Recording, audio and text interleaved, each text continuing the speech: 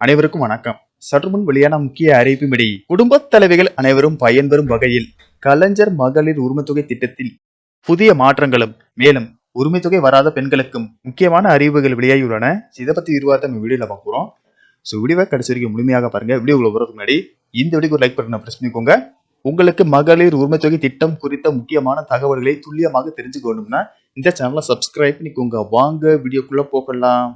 குடும்பத்திற்காக வாழ்நாள் முழுவதும் ஓயாமல் உழைத்துக் கொண்டிருக்கும் ஏழை பெண்களின் உழைப்புக்கு அங்கீகாரம் கொடுப்பதற்காகவும் வறுமையை ஒழிப்பதற்காகவும் தமிழ்நாடு அரசால் செப்டம்பர் 15ஆம் தேதி 2023ஆம் ஆண்டு கலைஞர் மகளிர் உரிமைத்தொகை திட்டம் கொண்டு வரப்பட்டது.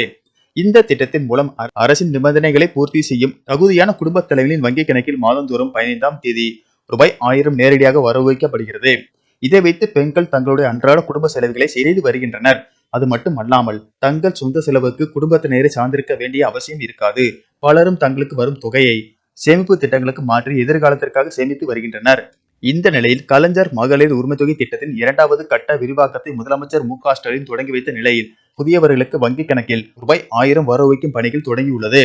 மகளிர் உரிமைத்தொகை விண்ணப்பத்தில் குறிப்பிடப்பட்டுள்ள கைபேசி எண்களுக்கு மெசேஜ் அனுப்பப்பட்டு வருகிறது. 2023ஆம் ஆண்டு செப்டம்பர் 15ஆம் தேதி முதல் கலைஞர் மகளிர் உரிமைத்தொகை திட்டம் தொடங்கப்பட்டது.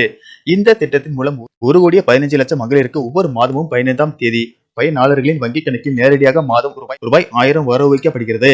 மகளிர் உரிமைத்தொகை திட்டத்தில் தகுதி இருந்தும் பல பெண்களின் விண்ணப்பங்கள் நிராகரிக்கப்பட்டதாக புகார் எழுந்தது.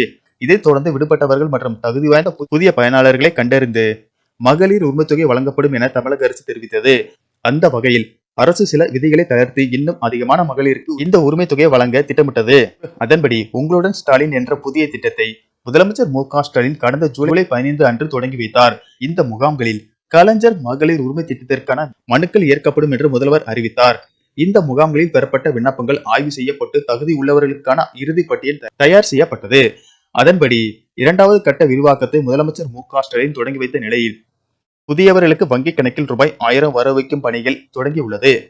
மகளிர் உரிமைத்தொகை விண்ணப்பத்தில் குறிப்பிடப்பட்டுள்ள கைபேசி எண்களுக்கு மெசேஜ் அனுப்பப்பட்டு வருகிறது.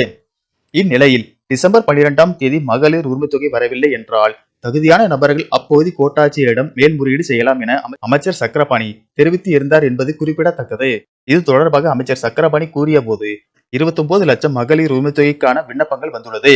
அதில் தகுதி இருந்து மகளிர் உரிமைத்தொகை கிடைக்கவில்லை என்றால் கோட்டாட்சியரிடம் மேல்முறையீடு செய்தால் மீண்டும் சேர்ப்பதற்கு வாய்ப்பு உள்ளது என தெரிவித்துள்ளார்.